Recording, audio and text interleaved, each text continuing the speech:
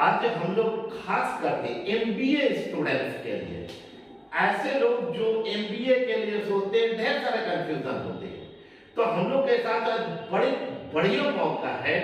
चांदनी मेरे साथ हमेशा की ही फेवरेट रही है और जिन्होंने 2017 में +2 किया, और बड़ी आज खुशी की बात यह है कि आईआईएम रोहतक में शी हैज गॉट एडमिटेड।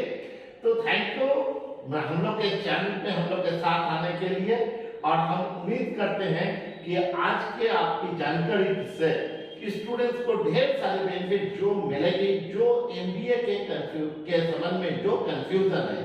तो पहले चांदनी आप अपने विषय में थोड़ा बहुत कुछ बताइए स्टूडेंट्स के सामने। मैंने स्कूलिंग 10+2 मैंने किया जीडी मदर इंटरनेशनल स्कूल से मैंने किया। स्ट्रीम मेरा कॉमर्स रहा है, चैरिटी सर से मैंने पढ़ा 11-12।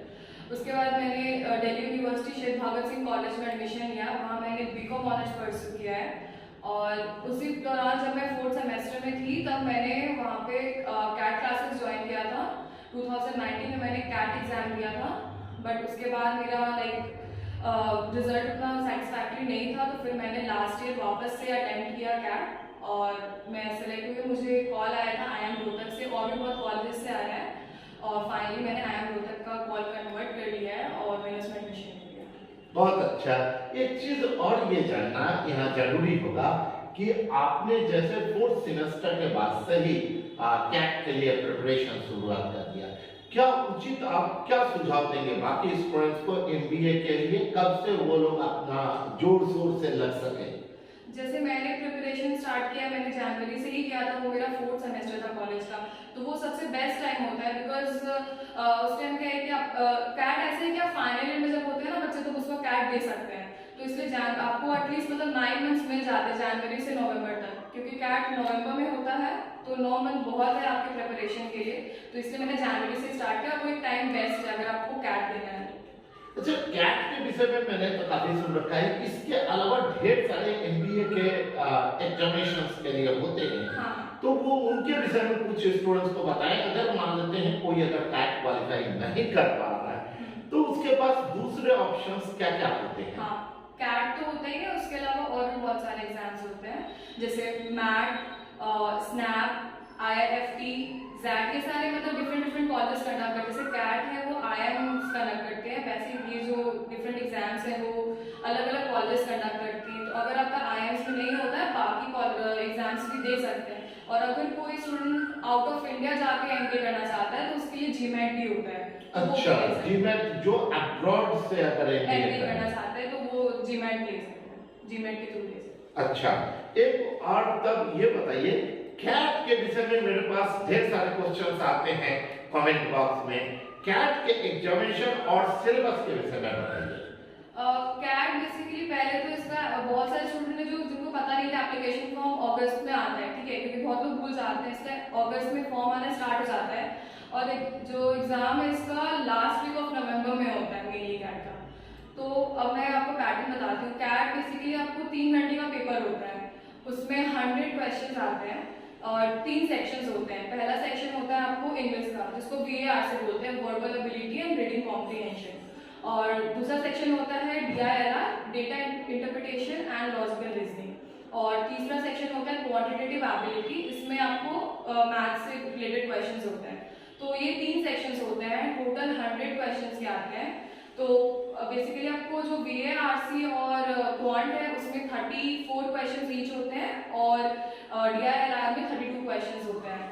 तो अगर आपका कोई आंसर सही है तो उसका आपको 3 मार्क्स मिलेगा फॉर ईच आंसर, आपको 3 मार्क्स मिलेंगे अगर आपका आंसर सही है। और अगर गलत है तो नेगेटिव मार्किंग भी होती है, जिसमें 1 पॉइंट आपका डिडक्ट हो जाएगा।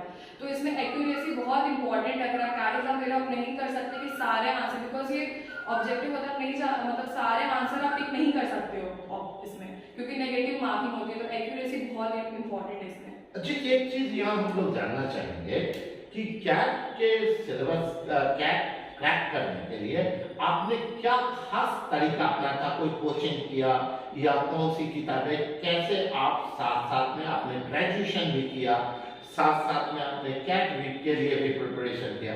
तो थोड़ा स्टूडेंट्स को ये बताइए कैसे आप करती थी। तो जैसे मैंने बताया, मैं जब 4th सेमेस्टर में थी मैंने स्टार्ट किया था जनवरी से। तो मैंने कोचिंग क्लासेस लिया था दिल्ली में, मैं उस वक्त थी, तो मैंने वहाँ टाइम्स का क्लासेस लिया था। तो उस वक्त मतलब मेरी क्लासेस वहीं पे होती थी। तो 2019 मतलब नवंबर में मैंने एग्जाम दिया था कैट का। तो मेरा रिजल्ट उस वक्त मेरे को आया, रोहतक से कॉल आया था, मैंने कैंपस में जाके इंटरव्यू भी दिया था। तो बट मेरा उस वक्त क्लियर नहीं हो पाया था, क्योंकि फर्स्ट टाइम इंटरव्यू था तो थोड़ा सा नर्वस भी हो गई थी, तो उस टाइम उतना अच्छा से नहीं हुआ था। बट उसके बाद क्योंकि मेरी कोचिंग हो गई थी, तो नेक्स्ट ईयर मैंने सोचा कि फिर से मैं अटेम्प्ट दूंगी। तो लास्ट ईयर 2020 में मैंने वापस कैट दिया। उस वक्त मैंने IMS एक इंस्टीट्यूट है, वहाँ से मैंने मॉक्स वगैरह मतलब पेपर्स वगैरह खरीदे थे, उससे मैं मॉक्स टेस्ट वगैरह देती थी, वहीं से प्रैक्टिस करती थी। और लास्ट ईयर मैंने फिर से मतलब वो कैट दिया। तो मेरे को बहुत सारे कॉलेज से कॉल आए, IIM रोहतक, IIM मतलब और भी बेबी न्यू IIMs हैं जिनको कैप IIMs बोलते हैं, तो वहाँ से भी कॉल्स आया था। मैंने इंटरव्यू दिया और बहुतों के इंटरव्यू मैंने क्रैक किया। फाइनली मैं IIM रोहतक में मैंने एडमिशन लिया। अच्छा, एक चीज यहाँ शायद और भी स्टूडेंट्स जानना चाहें कि हम लोग के बहुत सारे ऐसे स्टूडेंट होंगे जिनको दिल्ली जाकर टाइम्स का या किसी और कोचिंग इंस्टीट्यूट का नहीं कर पा रहे हो, उनकी कुछ सीमाएं हो सकती है जिंदगी में, तो उनके लिए आप क्या सुझाव देंगे ऐसे केस में? और कैश के अगर ड्रीम है तो आप क्या सुझाव उनके लिए देंगे? अभी जैसे आप देख रहे हो, अभी ये तो लॉकडाउन है इसलिए ऑनलाइन हो रहे हैं, पहले भी अवेलेबल थे, आप ऑनलाइन कोचिंग भी ले सकते हो।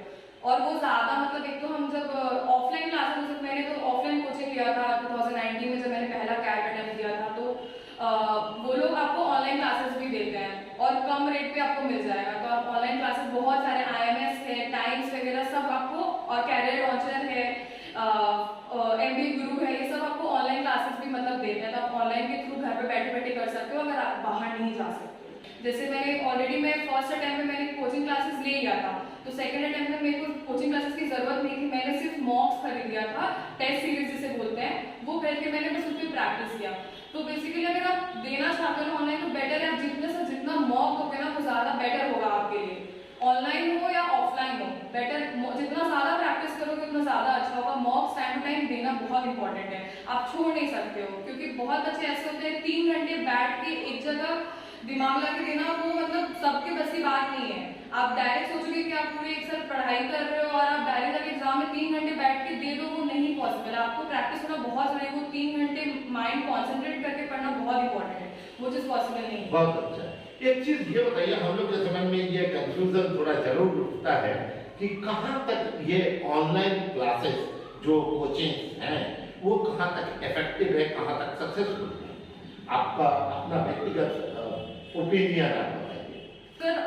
अगर क्योंकि मेरे हिसाब से जो मेरा मतलब है एक्सपीरियंस, उसके हिसाब से मेरे को लगता है सामने जो पढ़ते हैं ना, वो जो इंटरेक्शन होती है पर्सन टू पर्सन, वो ज्यादा इफेक्टिव होती है। बट अब क्या है, अब टाइम टू टाइम अब मॉडर्न टाइम आ रहा है, तो लोग डिजिटल हो रहे हैं, तो उस हिसाब से उनके पास ऑप्शन नहीं है तो वो जाते हैं। बट मेरे हिसाब से पर्सनली अगर आप कर रहे हो तो ऑफलाइन क्लासेस ज्यादा बेटर है, और इस टाइम पे अगर आपको मिल रही है ऑफलाइन क्लासेस तो वो सिर्फ और मतलब अच्छे से जाकर ऑफलाइन करोगे तो ज्यादा बेटर है। और विकल्प अगर नहीं मिलता है तो ऑनलाइन ऑनलाइन आता